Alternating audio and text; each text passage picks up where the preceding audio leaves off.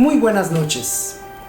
La Universidad Autónoma de Yucatán, a través de Cultura Wadi y el ballet folclórico de esta máxima casa de estudios, les da la bienvenida a esta transmisión en vivo especialmente para ustedes. Mi nombre es Milton Acereto, director artístico de este ballet folclórico Wadi, donde a través de este y con el propósito incansable de promover la danza y la cultura de Yucatán y de México, el día de hoy tenemos el honor de compartirles la investigación, la historia de la danza en México, de nuestro fundador y director, el maestro Carlos Acereto Canto. Pero ¿quién es el maestro Carlos Acereto? Tal vez para muchos saben que es un artista yucateco, pero pocos conocen su trayectoria como un servidor la ha vivido. Es un hombre entregado como padre y con un gran compromiso a su quehacer profesional.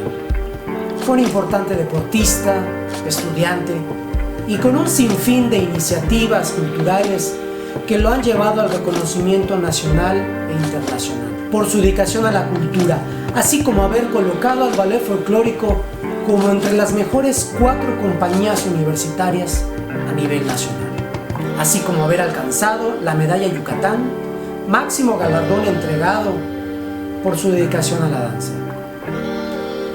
Es muy vasto y amplio lo que se puede hablar de él, y por ello, muy pronto, conoceremos más de su trayectoria, anécdotas y experiencias de su carrera artística. Y sin más preámbulo, demos la bienvenida al director general y fundador de nuestro importante ballet folclórico, el maestro Carlos Acereto Canto. Comenzamos.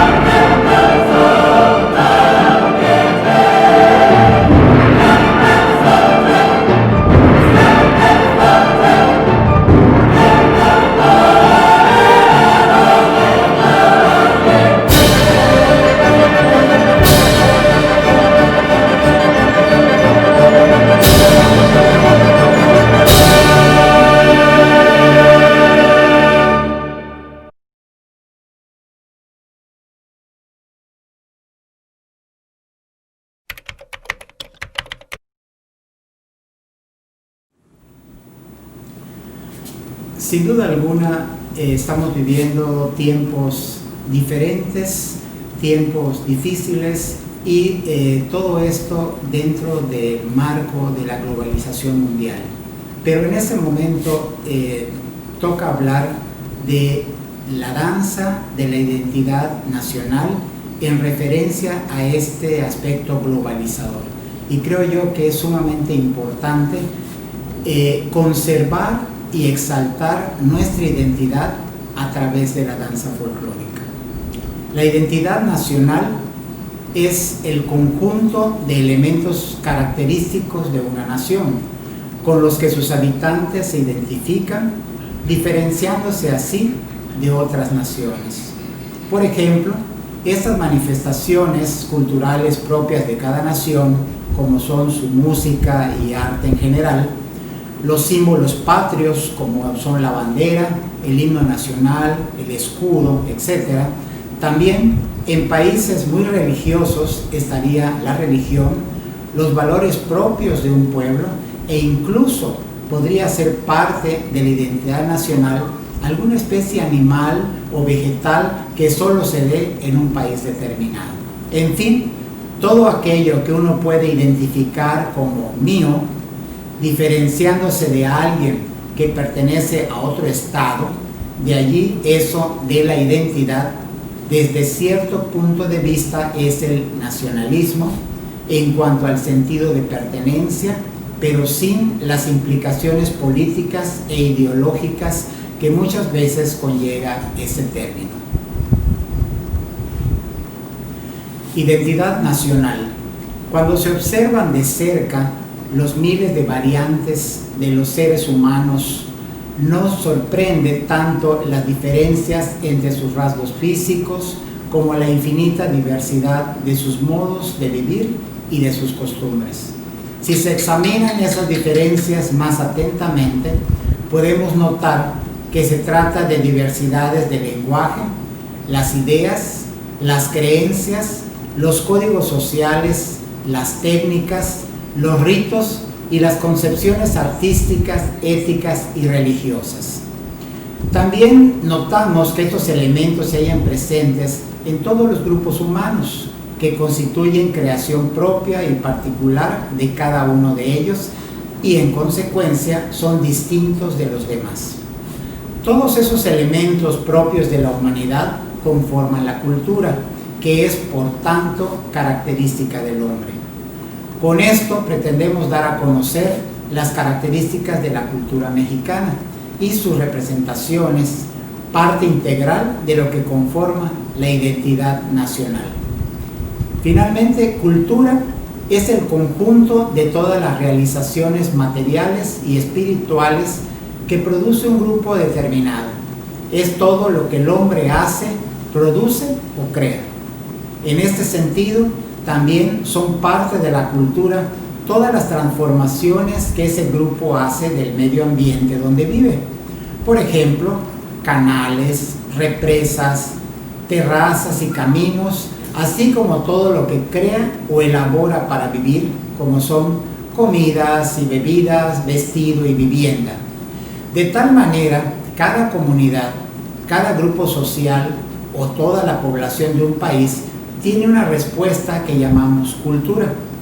Esa obra o respuesta cultural la ha elaborado el hombre a través de miles de años de evolución histórica.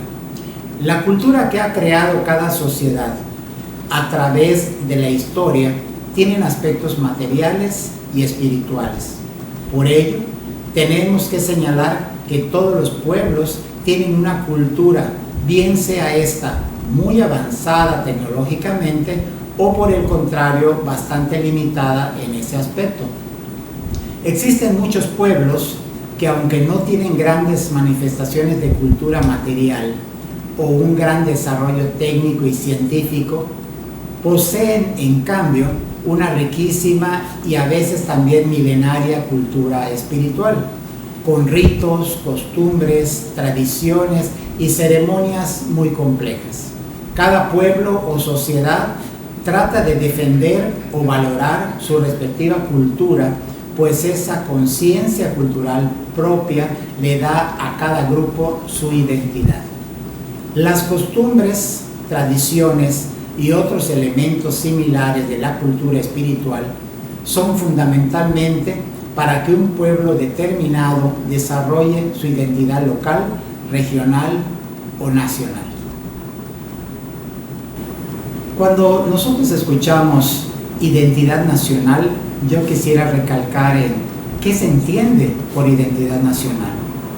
Es, sin duda alguna, el deseo de perpetuar una tarea colectiva que se apoya en la conciencia nacional y es el elemento cardinal de la vida de las sociedades, al cual los individuos no pueden sustraerse legítimamente. Estas expresiones de deseo de trascendencia no son más que otras tantas muestras de conciencia nacional, con el propósito de proyectarla a un futuro histórico, a fin de dejar establecida para siempre una idea de identidad nacional. En su sentido más simple, el nacionalismo es un movimiento afectivo, o sea, de intensos sentimientos íntimos, por el que la lealtad de cada individuo se orienta hacia la nación.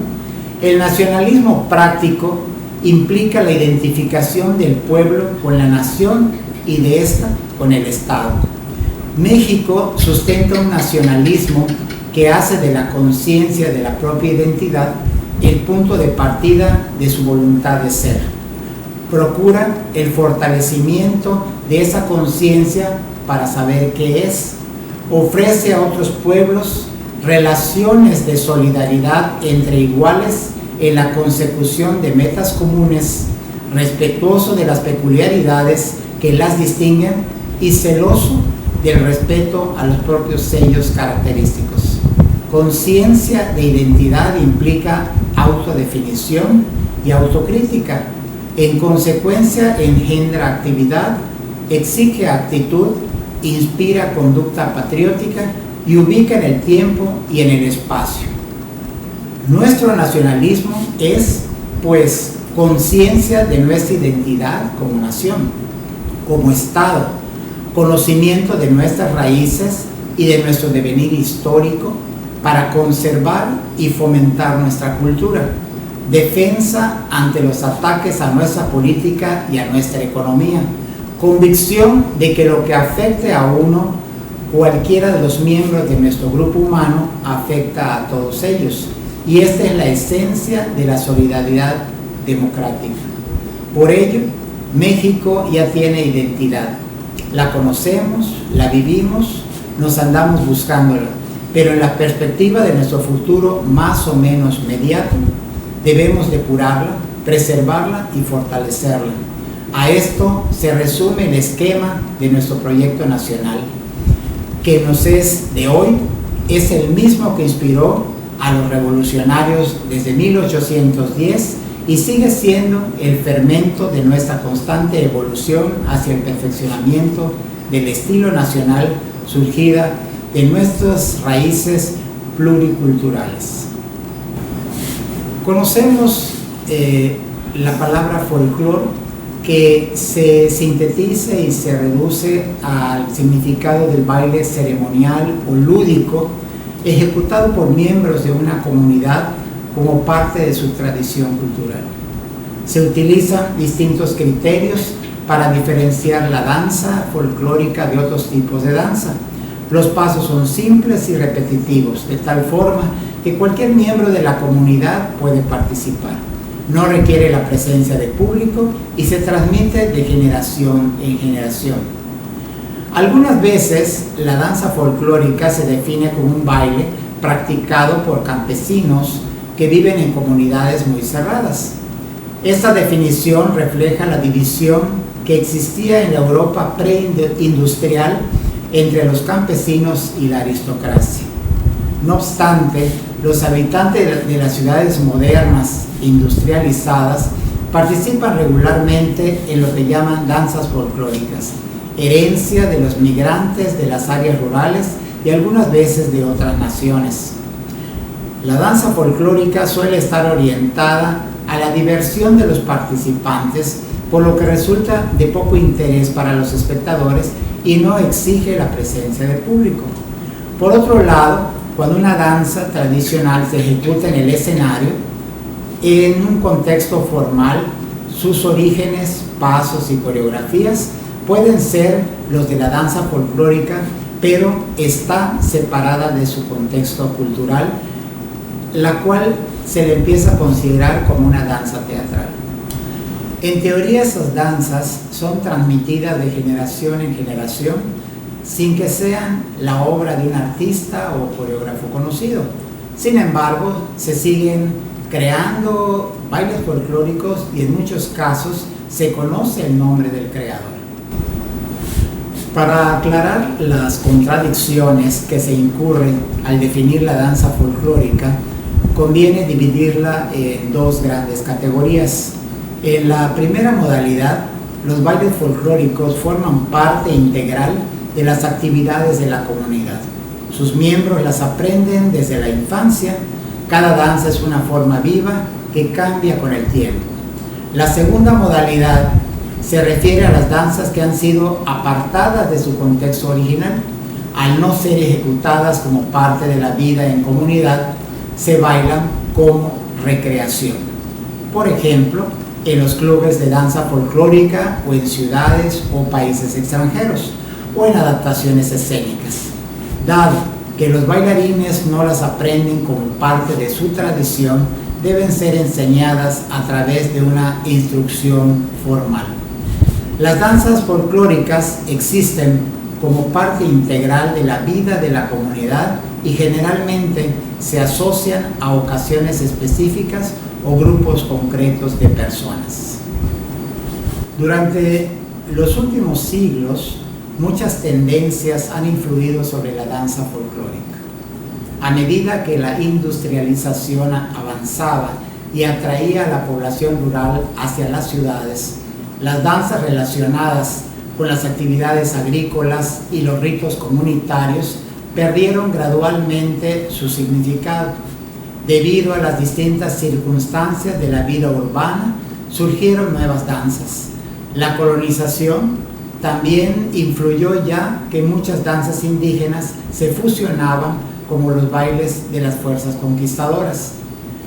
A través de la historia, las danzas se han transmitido de un país a otro. En el siglo XX, con la expansión del turismo y los medios de comunicación, este proceso se aceleró. Algunas regiones están pobladas por colonias de inmigrantes que han llevado sus danzas con ellos, y aunque algunas se llegan a perder, otras se incorporan a la tradición local. Surgen formas nuevas cuando los bailes de un país se combinan con los originarios del otro. El orgullo nacional y la identidad cultural continúan reafirmándose y representándose en las danzas folclóricas. En nuestro México utilizamos un término muy conocido, que es el del malinchismo, pero muy pocas personas realmente entienden el significado y la dimensión de esta palabra. A la llegada de los españoles, algunos pueblos como los tlaxcaltecas vivían confrontados con el dominio azteca, situación que contribuyó, entre muchas otras, a la conquista del territorio. Asimismo, se encuentra muy presente el papel que desempeñó la Malinche. Lo cierto es que durante el largo proceso de la conquista, los traductores como Doña Marina o la Malinche tuvieron un papel trascendental al poder acercar a los españoles al mundo indígena, a sus costumbres y a sus ritos. Sin embargo, la interpretación histórica y cultural que ahora se le da a la Malinche está necesariamente asociada a la traición a su pueblo. En México, el desarrollo cultural posterior ha estado ligado sin duda a intervenciones e influencias extranjeras.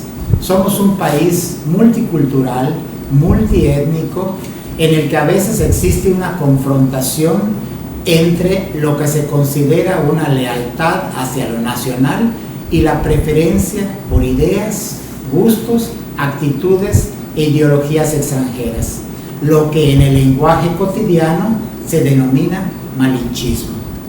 El gusto por la música, el idioma, la moda, la preferencia por grupos que representan formas de vidas ajenas a lo nacional son denominados a veces como malinchistas. Esto supone entonces una actitud de rechazo o desprecio por todo aquello que represente lo propio, lo que históricamente se ha construido. Sin embargo, al paso del tiempo, el adjetivo puede caer en desuso debido a las relaciones que surgen en el mundo actual, gracias a la ciencia, la tecnología y la economía, en el que el mexicano necesariamente está en contacto con diversas culturas, idiomas e ideas que provienen de todas las partes del mundo. Existe además una comprensión de la historia, de los derechos de las personas, que permite ir desterrando viejos mitos como el de las razas puras o de la independencia cultural. Lo cierto es que los mexicanos, lo mismo que la mayoría de los pueblos en el mundo, son producto de una serie de mezclas étnicas que surgen a raíz de su propia historia.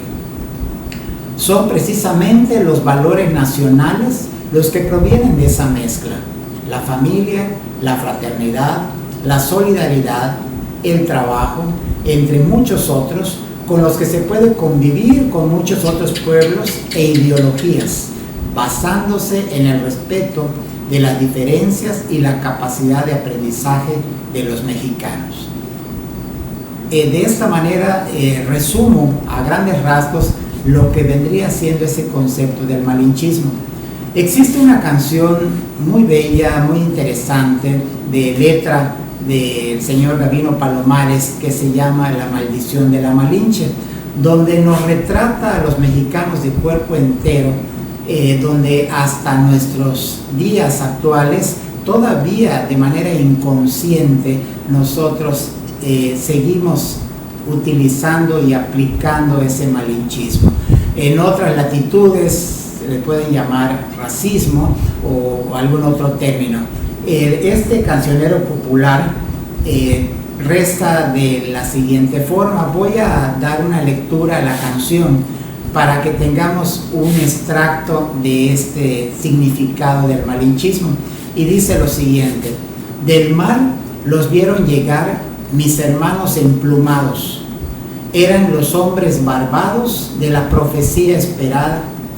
Se oyó la voz del monarca de que el Dios había llegado, y les abrimos la puerta por temor a lo ignorado.